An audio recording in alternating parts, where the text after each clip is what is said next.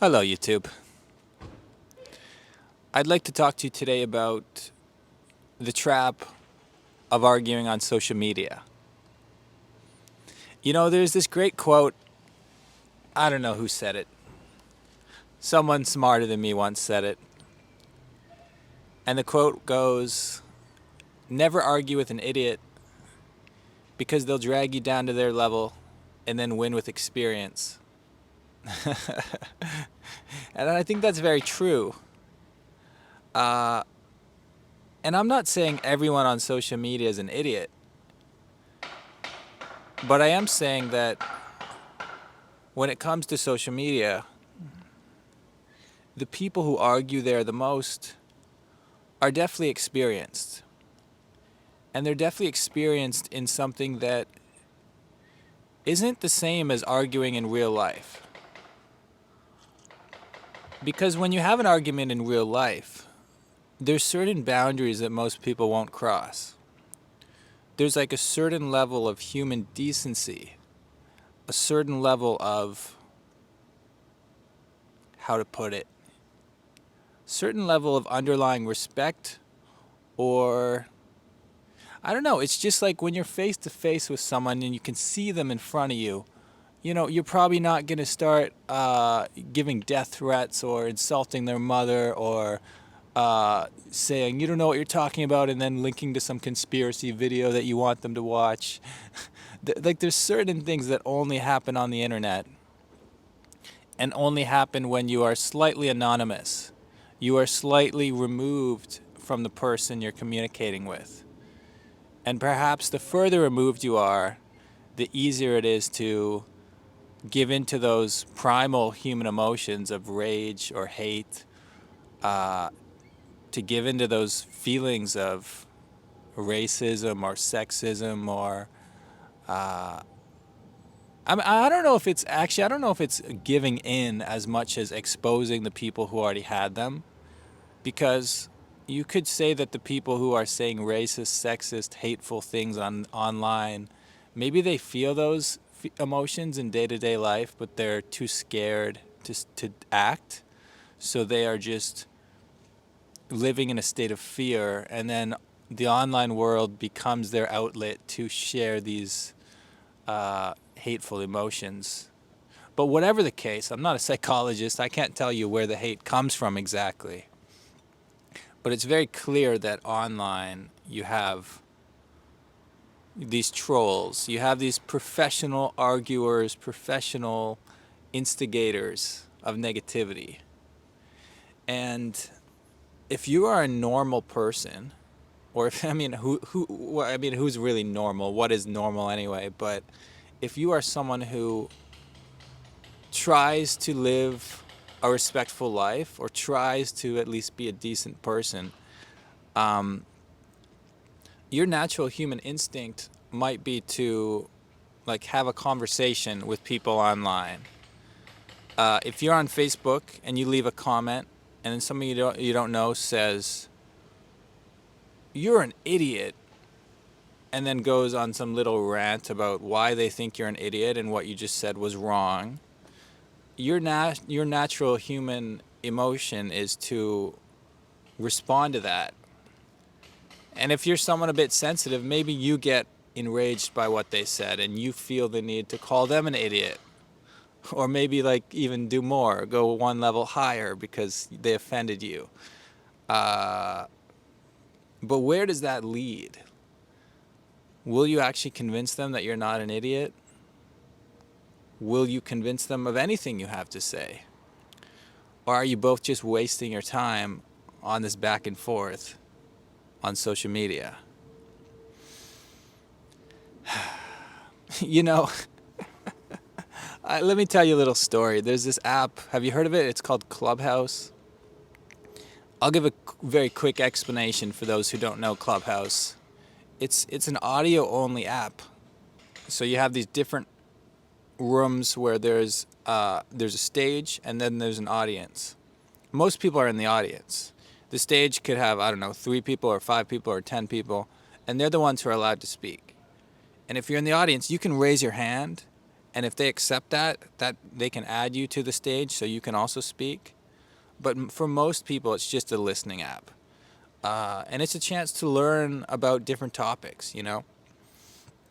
In fact, there was one, I'll tell you the good and the bad of this app. Like, there was one room where it was a conversation about Israel and Palestine.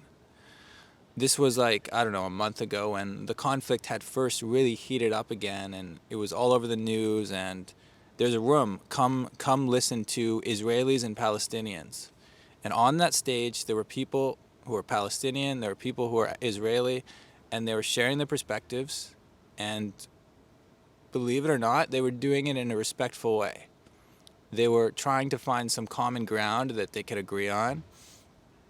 And it was hard, you know, like they disagreed on a lot of things.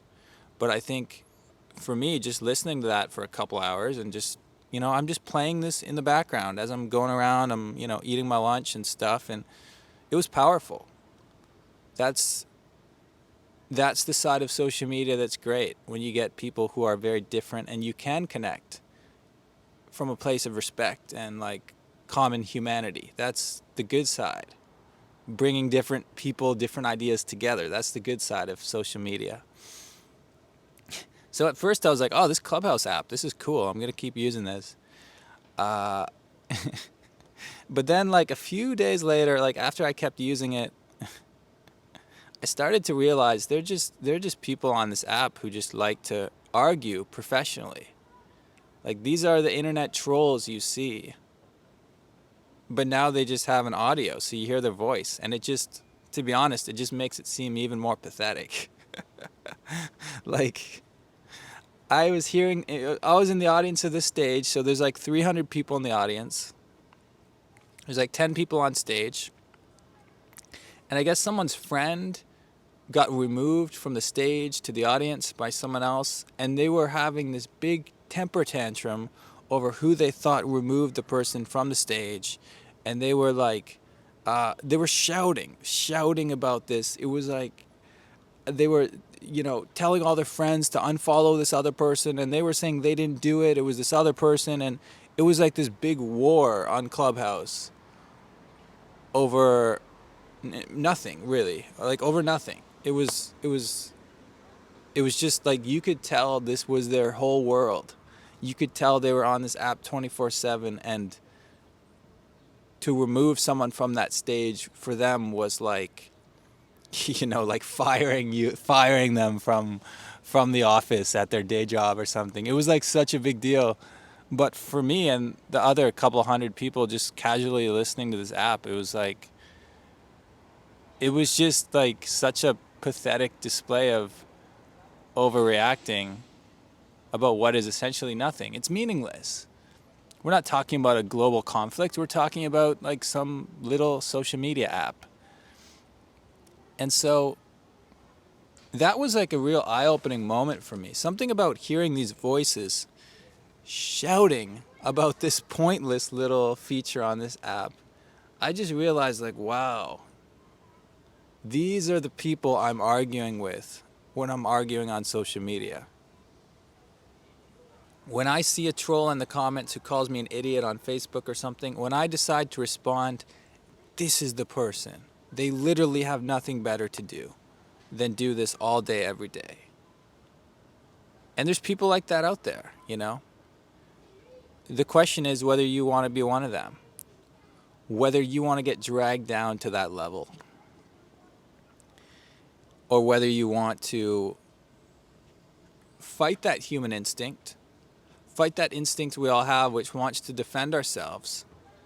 And it comes from a real place, because in the real world, if someone insulted you in front of you, like, you are in danger. Maybe they're going to get violent and try and punch you in the face.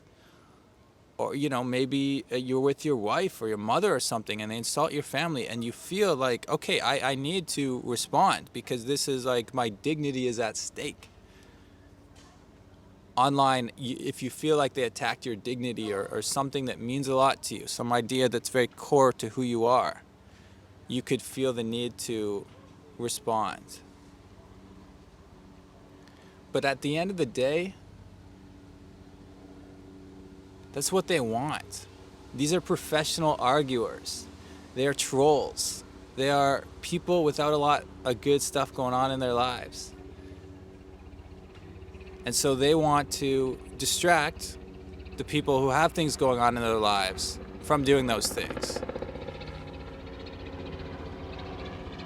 And so the best thing you can do is fight your natural instinct and just don't respond. That is the power move. That takes the power away from these people and it adds it back to you.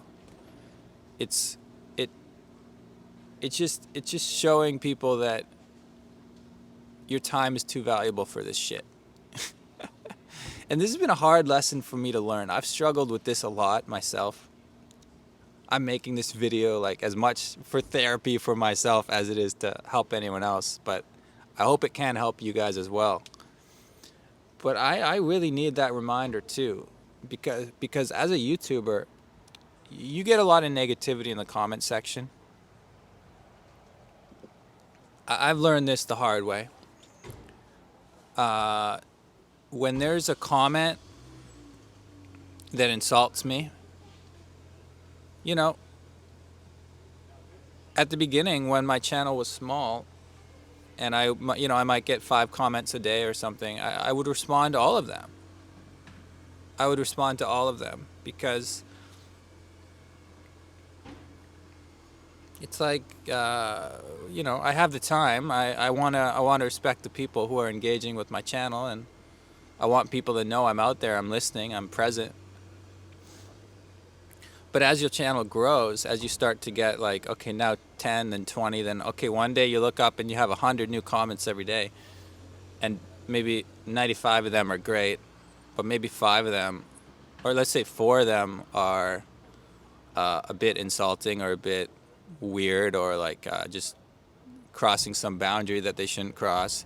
And then maybe 1 of them is like way over the top, racist, hateful, sexist, whatever. I'll usually ban that one person, especially if they're attacking someone else. Like if I'm doing videos with other people and they're attacking them, I'll get really, I really don't like that, because I think that's a cheap shot. I think that's a real cheap shot. If someone attacks me, it's like my skin's a bit thicker because like I've been doing the YouTube for a while. But if I'm walking down the street and there's a random person and someone's like, look at that fat person, or like, usually they say something more rude than that. But I have zero tolerance for like just people who insult random people on the street. But the point is, those other 4 like so-so comments, I used to try to respond to them, engage with them, but it's just a waste of time, and it drains your energy, because like I'm suddenly thinking of like how to put out these fires. Like in my mind, it's like, oh, there's these little fires in the comment section, I got to put them out. And then I spend more time thinking about these fires instead of thinking of the 95 people who said nice things and gave positive responses. Something about the human brain like can focus on the negative things. It's like, okay, this comment I saw, this stranger gave me a bad feeling, but if you decide to argue, that bad feeling will just grow and grow and grow. Don't feed that negativity. Don't feed that stuff. Don't feed the trolls. It never ends well. It never ends well. Yeah, I had a friend back in university. His name was Andrew. Shout out to Andrew. I won't say his last name. I'm not gonna, dox this guy. But Andrew was a sociology student. He actually got his master's degree in sociology. Really smart dude. Very quiet. The kind of guy who only speaks when spoken to. Kind of like, But like when you do speak to him, like it's worth talking to this guy because he has some interesting thoughts going on in that mind of his. And he told me something I'll never forget. He said, whenever he reads something or someone says something online that like he feels a strong negative emotion, he'll just immediately close his laptop and just stop whatever he was doing. That's like the signal. He's trained his brain, just stop. Just step away from the computer. Or if you have such a strong feeling that you have to respond, another thing you can do is actually type a response. And I've done this a few times myself. Because, like, it's, sometimes that thought, like, if you feel like you have this great insult or whatever, you can type it and then don't send it. Type it out and then just feel like, yeah, I got the perfect response for this idiot, and then just close the window and then you're done. Because if you send it, they're going to respond back, and then you're going to be like, oh, now I need another response, It never ends. It never ends. But, like, if that typing it helps you move on, that can be another strategy sometimes. But I like Andrew's strategy of just step away. That's really how you win this thing. You just step away and move on with your life. I don't always have the self-control for that, but I aspire to to reach that level one day. I think it's important, and this is how I'll wrap up this video, kind of talking about how we need to preserve our time. I don't want to waste too much of our time talking about this, but I'll end just by saying that we need to remember that social media is a relatively new thing. Well, relatively, it's a very new thing. It's a very, very new thing. And sometimes we forget because it seems like such a big part of our lives now. Whether you're spending a lot of time on Facebook or Twitter or Instagram or Clubhouse or even the YouTube comment section down below. We all have our own personal time waster. Leave a comment, maybe let me know what yours is, where you have argued the most. But the reason we need to remember how new it is because it's like people haven't figured out the social etiquette yet. People haven't even figured out how to... We're still, like, figuring out this landscape.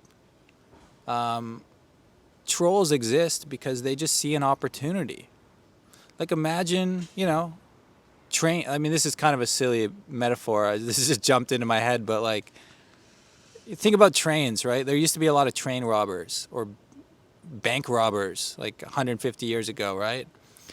In the old days of the Wild West, I just imagine all these people robbing trains and robbing banks. Well, maybe that's because they didn't have the security systems in place. It was easy to rob a train because they didn't have. It was just, I don't know. It was just easy to rob a train. It was just it was the Wild West. People just jump on a train with a couple guns and then they rob all these people, and then they're off, and then, okay, there's no security cameras. We don't know who those people are. They're gone. That's kind of where we're at with social media. Social media is in this position where people are just robbing trains, and people are just robbing banks, and people are just robbing you of your attention, of your peace of mind, of your joy. Really, they're robbing you of your joy. They're robbing you of your energy. They're energy vampires. One angry comment at a time. And eventually, I hope society will evolve to a state where we'll have better security, or we'll have better standards to stop trolls. It's a tough topic because I don't believe censorship is the answer. I don't think you should just ban everyone from social media who says anything mean. I think that's also a dangerous path to go down. Too much censorship can be a problem.